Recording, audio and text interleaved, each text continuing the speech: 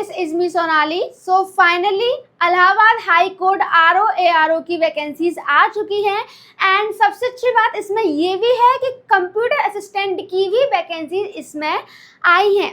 ठीक है, तो इस एग्ज़ाम के बारे में हम सारी इन्फॉर्मेशन को कलेक्ट करेंगे कि वैकेंसीज कितनी हैं, कब से हम ऑनलाइन जो फॉर्म है फिल होना स्टार्ट होंगे, एलिजिबिलिटी क्राइटेरिया क्या है, एज लिमिट, एग्जाम पैटर्न क्या है, सिलेबस, सिलेक्शन प्रोसेस, सारी चीज़ों को हम देखेंगे क्योंकि इस बार मेंस एग्जाम को इंट्रोड्यूस कर दिया गया है। पहले क्या होता था कि ओनली एक एग्जाम को कंडक्ट होता था, उसी के बेसिस पर फाइनल मेरिट लिस्ट बनती थी एंड रिजल्ट आपका आ जाता था। बट अब इस बार मेंस भी आ गया है, तो क्या मेंस के बेसिस पे मेरिट लिस्ट बनेगी या प्री के बेसिस पे, तो सारी चीज़ों को हम डिटेल में एक्सप्लेन करेंगे सो दैट आपको कोई भी डाउट नहीं होगा एंड आपको कोई और वीडियो भी देखने की नीड नहीं होगी। So don't worry, watch the video till the end. Okay, so सबसे पहले हम देखेंगे कि एग्जाम फॉर्म कब से फिल होना स्टार्ट हो गए हैं। तो देखो स्टार्ट हो चुके हैं 1 जून 2026 से, लास्ट डेट इसकी है 21 जून 2026। तो अभी आपके पास टाइम है, आप फॉर्म फिल कर सकते हैं। करेक्शन विंडो इसकी ओपन होगी 24 जून टू 25 जून 11 PM। ठीक है, अगर आप कोई फॉर्म फिल में कोई एरर कर देते हैं, कुछ गलती आपसे हो जाती है, देन आप करेक्शन विंडो जब ओपन होगी देन आप करेक्ट उसमें रेक्टिफाई कर सकते हैं फॉर्म में।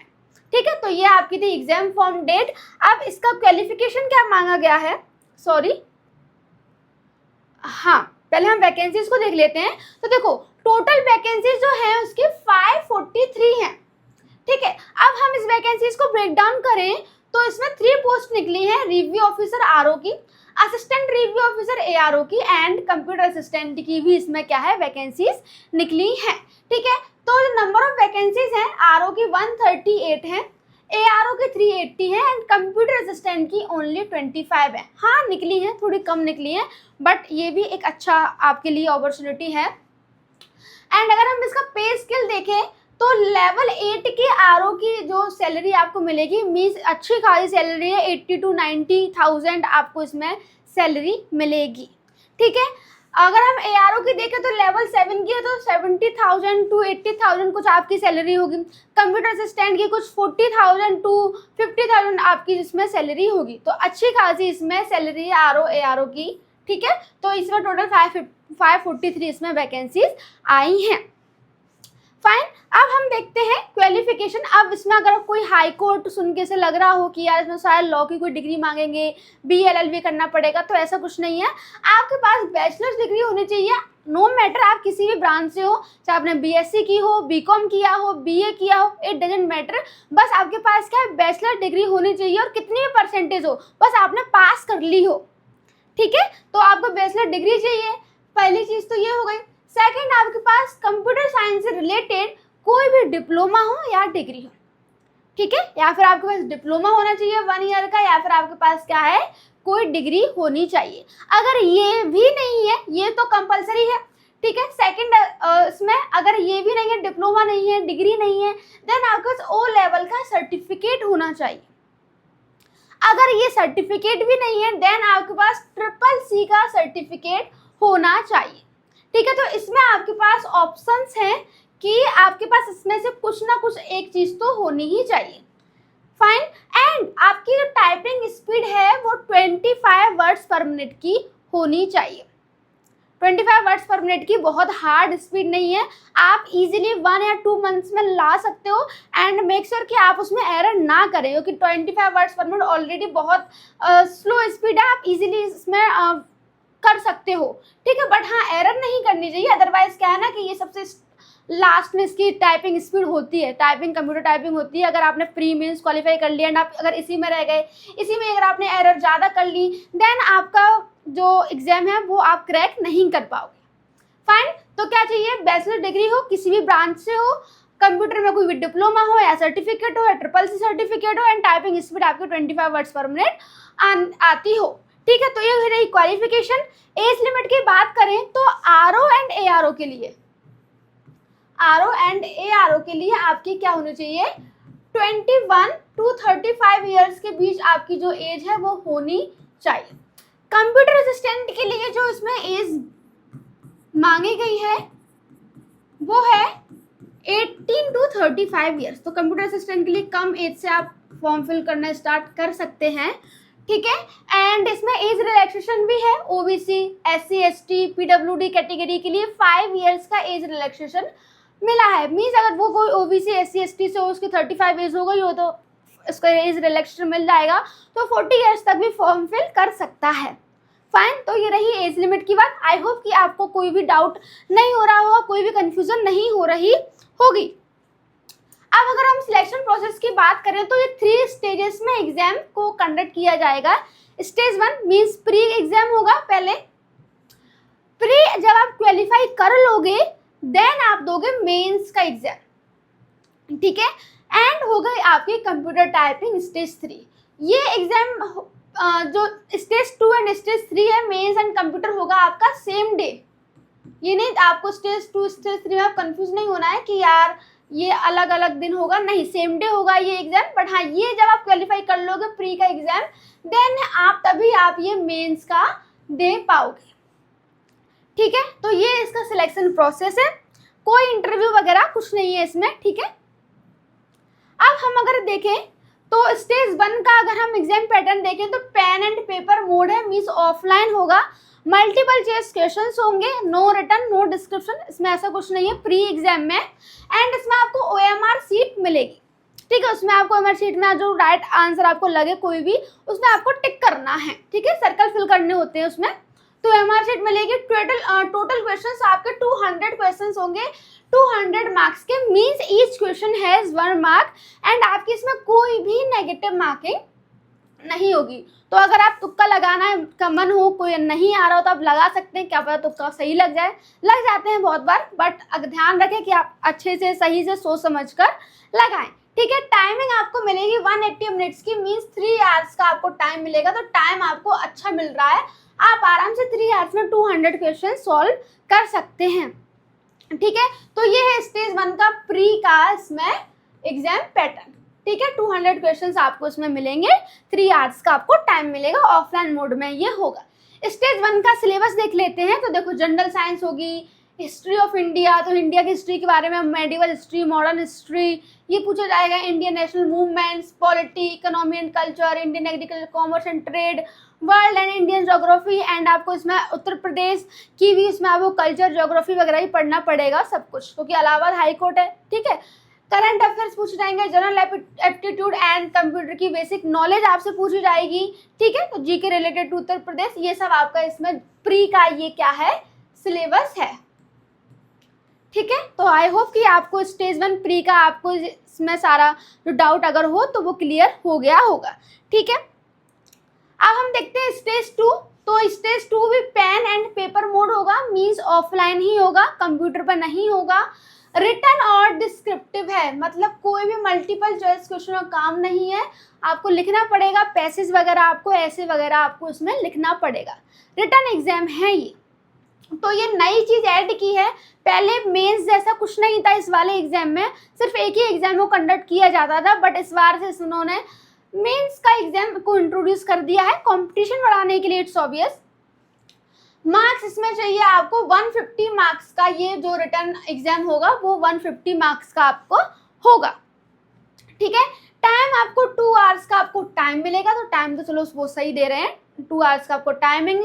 एंड क्वालिफाइंग मार्क्स आपके 50 आउट ऑफ 150, मीन्स 150 में से 50 मार्क्स तो क्वालिफाई मेंस को क्वालिफाई करने के लिए होना ही चाहिए, ठीक है। मिनिमम मार्क्स तो आपके इतने आने ही चाहिए मेंस में। स्टेज 1 क्वालिफाई करने के बाद स्टेज 2 का ये पेन एंड पेपर मोड है, रिटन एग्जाम होगा। अब स्टेज 2 में कैसे क्वेश्चंस आएंगे, क्या है वो उसको भी देख लेते हैं। तो ये 4 सेक्शन में ये कंडक्ट होगा, section A B C C D, ठीक है। तो सेक्शन ए में पूछा जाएगा आपसे ऐसे राइटिंग, मीन्स आपको कोई टॉपिक दे देंगे तो आपको उसमें लिखना है, ठीक है। सेक्शन बी में है प्रिसाइज राइटिंग, मीन्स आपको कोई पैसेज वगैरह दे देंगे तो उसमें से आपको पढ़ के उसका कोई कंक्लूजन शॉर्ट एंड क्रिस्प में लिखना है। प्रिसाइज का मतलब ही होता है शॉर्ट, ठीक है। तो आपको शॉर्ट में लिखना है, उसका कंक्लूजन वगैरह लिखना होगा, ठीक है। तो प्रिसाइज राइटिंग आपको करनी है। ट्रांसलेशन करना है आपको इंग्लिश से हिंदी में, एक करना है हिंदी से इंग्लिश में, तो दो ट्रांसलेशन आपको करने, अनुवाद करने इंग्लिश टू हिंदी और हिंदी टू इंग्लिश, ठीक है।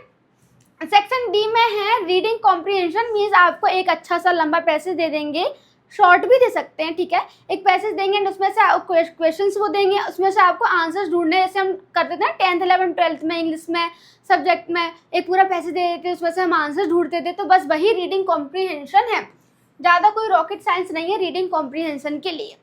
बट हाँ, आपको इसमें इंग्लिश आपको अच्छे से स्ट्रॉन्ग करनी होगी। जिन बच्चों को, जिन स्टूडेंट्स को इंग्लिश से डर लगता है, उनकी इंग्लिश वीक है, तो आपके पास अभी से टाइम है, आप अपनी इंग्लिश में कमांड बनाना स्टार्ट कर दीजिए। इंग्लिश में बुक्स पढ़ना, छोटे क्लास की न्यूज़पेपर आर्टिकल्स वगैरह अगर आप पढ़ेंगे तो आपकी इंग्लिश थोड़ी सी अच्छी होगी। ऐसे राइटिंग होगी 30 मार्क्स की, 30 मार्क्स का आपका ऐसे लिखना होगा, 30 मार्क्स की आपकी प्रिसाइज राइटिंग है, 25 मार्क्स का ट्रांसलेशन है इंग्लिश टू हिंदी, 25 मार्क्स का ही हिंदी टू इंग्लिश ट्रांसलेशन है। रीडिंग कॉम्प्रिहेंशन है 40 मार्क्स की, मीन्स इसमें इसका वेटेज क्या है, सबसे ज़्यादा है। कॉम्प्रिहेंशन इजी होते हैं, उसमें से आप आराम से आंसर्स को फाइंड आउट कर सकते हो, तो अच्छा है कि इसका वेटेज में ज़्यादा है, तो आपके लिए ज़्यादा टफ नहीं हो, क्योंकि ये तो रैंडम कोई भी टॉपिक ये दे सकते हैं, बट ये अच्छा है, रीडिंग कॉम्प्रिहेंशन का वेटेज क्या है, ज़्यादा है। तो ये था स्टेज 2 का एग्जाम पैटर्न कि कैसे कैसे होगा। 4 सेक्शन में कंडक्ट होगा, ऐसे राइटिंग है, थोड़ा सा क्लीन कर देती हूँ, अच्छा लगेगा। हाँ ठीक है, तो ऐसे राइटिंग, प्रिसाइज राइटिंग, ट्रांसलेशन, तो ये सारे आपके 5 टॉपिक्स इसमें क्या है आएंगे लिखने के लिए। 150 मार्क्स का ये आपको 150 मार्क्स का ये होगा एंड 2 आवर्स का आपको टाइम मिलेगा, ठीक है। आई होप कि कोई डाउट नहीं आ रहा होगा, ठीक है। रिटन डिस्क्रिप्टिव है, ये सब हो गया, ऑफलाइन मोड में होगा। स्टेज 3 देखते हैं। स्टेज 2 एंड स्टेज 3 जो है वो सेम डे ही होगा। मेंस और कंप्यूटर की टाइपिंग आपकी सेम डे ही होने वाली है। 50 मार्क्स की आपकी कंप्यूटर टाइपिंग है, ठीक है। इंग्लिश की टाइपिंग होगी, 500 वर्ड्स आपको मिलेंगे एंड 20 मिनट्स का टाइम मिलेगा एंड एट लीस्ट आपके 25 वर्ड्स पर मिनट की स्पीड होनी चाहिए। एंड मेक श्योर कि आप इसमें एरर ना करें। अगर आपने 10 मिस्टेक्स कर दी तो आपके क्या 1 मार्क काट लिया जाएगा, ठीक है। 50 में से 49 आ जाएंगे। तो ये फुल स्कोर वाला वो है आपका सेक्शन। आप इसमें फुल स्कोर कर सकते हैं, 50 आउट ऑफ 50 भी कर सकते हैं, ठीक है। तो अच्छे से आप आराम से टाइपिंग करना। और अभी से अगर आप स्टार्ट कर देंगे डेली 30 मिनट्स टू 1 आवर अगर आप करेंगे तो आराम से बहुत इजीली 25 वर्ड्स पर मिनट की स्पीड आपकी आ जाएगी, क्योंकि बहुत हार्ड नहीं है ये वाली जो टाइपिंग की जो स्पीड है, ठीक है। अब इसके एप्लीकेशन फ़ी वगैरह क्या है, तो देखो इसका ऑफिशियल नोटिफिकेशन ये है। अगर आपको शायद, आई होप कि आपको दिख रहा होगा, नहीं दिख रहा तो जूम कर देती हूँ। तो आपका ये ऑफिशियल नोटिफिकेशन है, review officer, assistant review officer, computer assistant 2026, date 1 June 2026, ठीक है। 138 इसकी वैकेंसीज हैं, ये हम ऑलरेडी डिस्कस कर चुके हैं, तो आई होप कि फिर से नीड नहीं होगी करने की। फाइन। अब इसमें क्या है, ऑनलाइन एप्लीकेशन फ़ी को अगर हम देखें तो थोड़ी ज़्यादा है। हाई कोर्ट वगैरह की जो वो आती ना वैकेंसीज वगैरह, उसकी फॉर्म फिलिंग की जो वो है वो ज़्यादा ही रहती है, ठीक है। तो जनरल एंड ओबीसी के लिए है 1200 रुपीज़, तो थोड़ी सी ज़्यादा है। एंड जो OBC SC ST sorry OBC and general के लिए तो 1200 है, but SC ST and EWS category के लिए है 1000 रुपीज़। तो जनरल एंड ओबीसी के लिए है 1200 एंड SC ST EWS के लिए है 1000 रुपीज़। तो ये है आपकी सारी इन्फॉर्मेशन।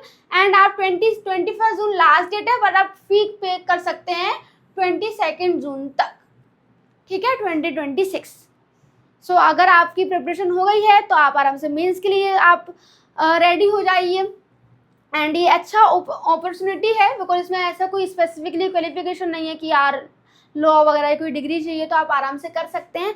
आई होप कि आपको इसके जितने भी डाउट्स होंगे वो क्लियर हो गए होंगे। अब आपको कोई भी और वीडियो देखने की नीड नहीं है, क्योंकि हम सारे जितनी भी इन्फॉर्मेशन थी हमने सारी इन्फॉर्मेशन को कवर कर लिया है, ठीक है। आई होप कि आपको ये वीडियो अच्छी लगी हो। And if you like this video then like it and comment it and do subscribe this channel as well. And thank you so much.